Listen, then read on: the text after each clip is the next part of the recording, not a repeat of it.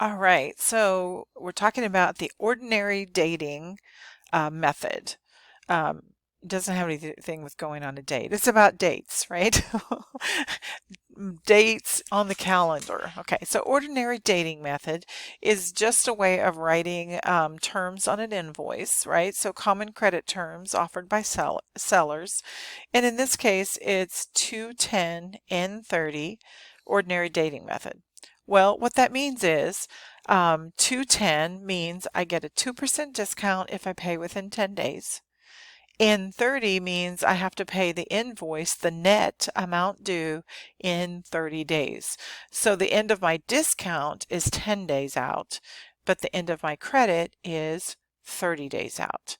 Now, we're going to figure both of those just because I want to be sure and practice this with you, and it can get confusing. So notice this one says a $500 invoice dated June 4th.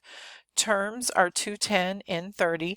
You don't want to look at those as dates. Those are not dates, right? 210 and N30. No freight, so we don't have to worry about freight prices. How much did the buyer pay if they paid on June 13th? So we are going to figure the end of discount and figure what date would that be.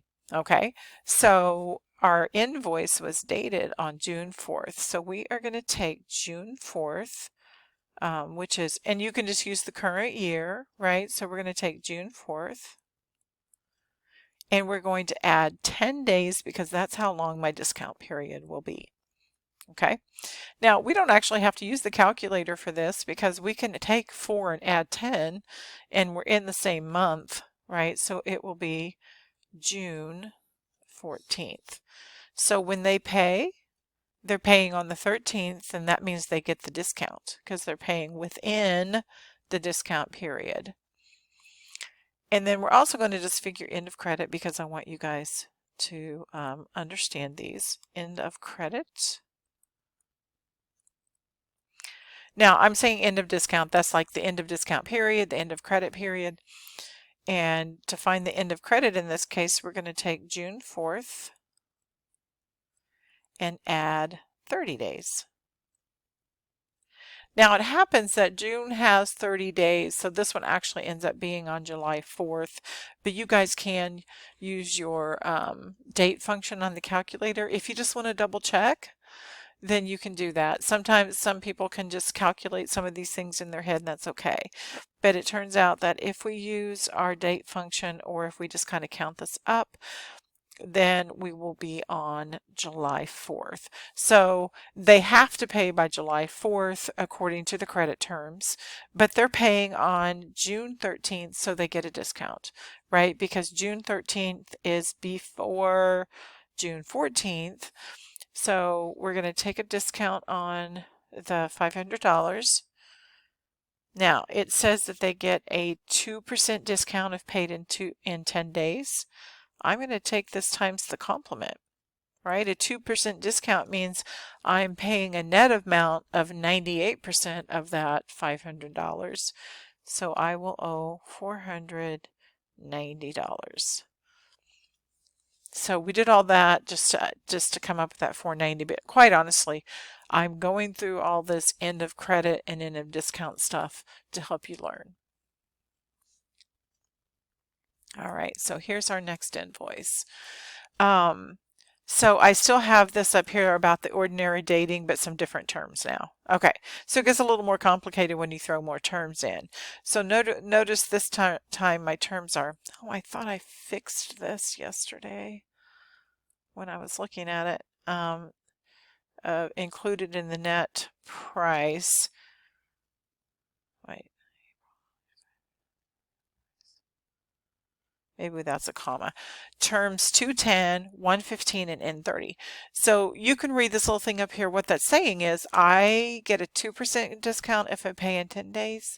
I get a 1% discount if I pay within 15 days, but that's actually just days 11 through 15 because I get a 2% discount through day 10. And then I have to pay the net in 30. Okay, So my invoice date is April 11th. Oh, let me change colors there so it shows up. April 11th. I have $85 of freight included in the invoice price. And so we'll talk about that in a minute when we get there. Okay, so let's figure our end of discount periods. And we actually have more than one. So end of first discount period. I'll just write it all out. So that's going to be April 11th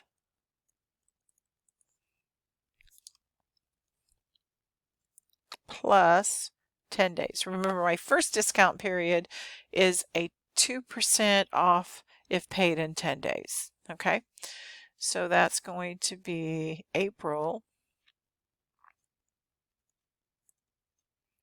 21st. You guys can write this out as just 4/21.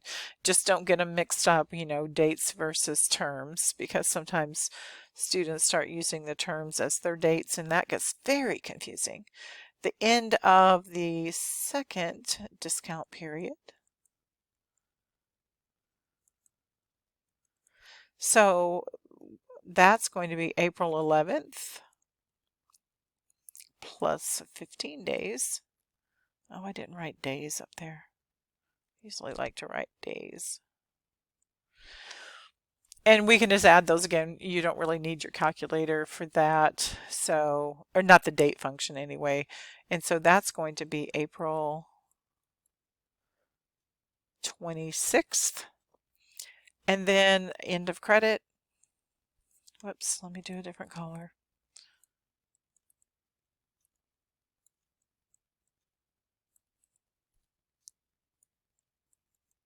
So the end of credit period is 30 days out.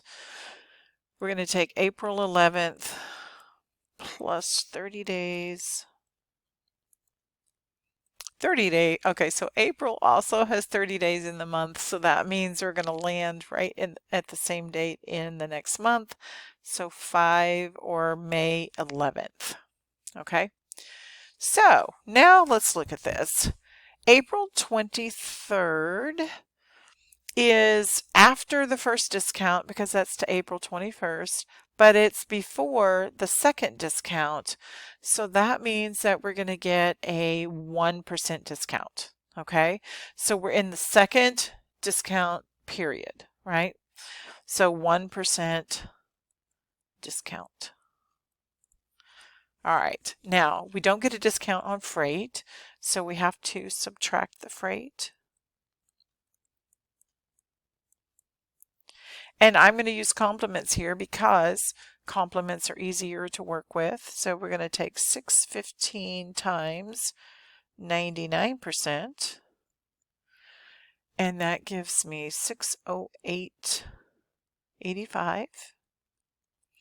This is where we add back on the freight.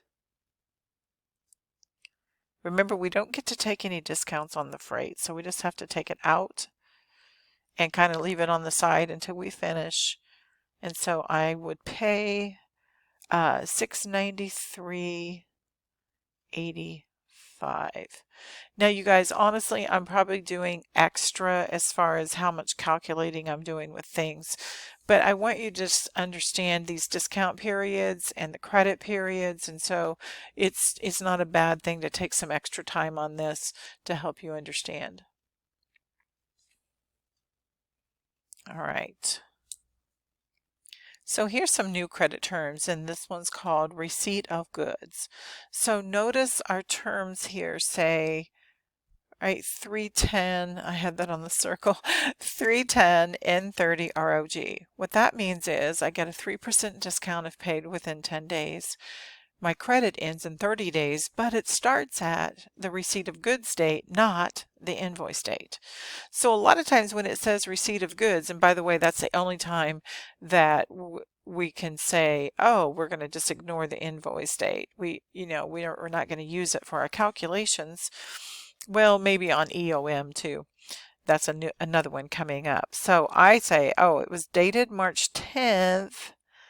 but the goods were received on May 12th. This is the date I'm going to use when I do my calculating. Okay, so instead of taking your terms from March 10th, we start at May 12th instead. And so that just gives you more time. So our receipt of goods date is going to be May 12th.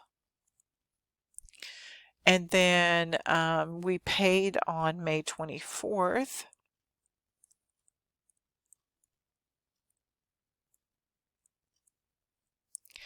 And so if we paid on May 24th, did we get a discount? Let's see, that's 12 days after the receipt of goods. And so we don't get a discount, right? No discount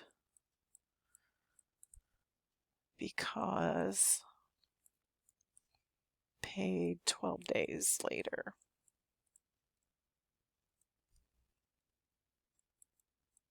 Instead of 10 or less. I'm going to say that. So I'm writing this out just to explain. So no 3% discount because we had to pay in 10 days to get the discount. And so that means we don't really have to figure much here because we're going to pay the full amount. Pay full amount due.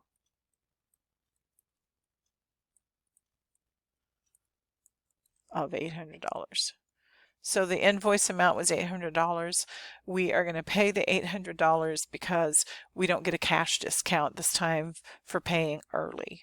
And so, you know, that's just how it happens, and that's okay.